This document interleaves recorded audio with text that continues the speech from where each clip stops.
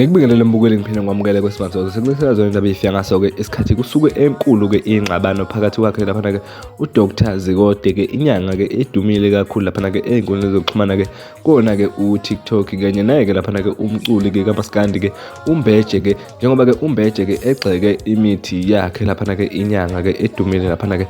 inyanga-ke ibe-ke isiphendula yena-ke uMbeje awuyizwele-ke yona-ke inyanga iphendula mathupha yena-ke uMbeje laphana-ke umculi-ke kaMaskandi-ke futhi-ke owaziwa kakhulu laphana-ke ey'nkundleni zokuxhumana mbukeli siyabonga.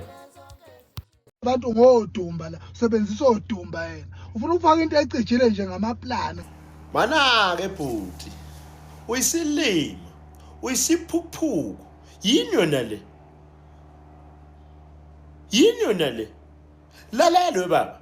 uyabona lo dumba ngoba ngiwenzile and nganichibhisela ngathi 1200 rand ngenzela ishimane ezifana nawe Mbeje una into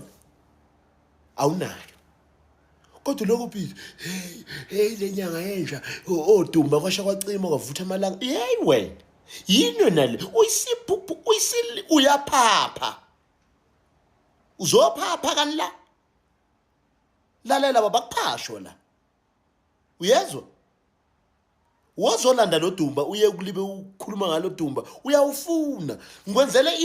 ufefe ngathi lo dumba ulande ngo 1200 rand original price yala it's 4500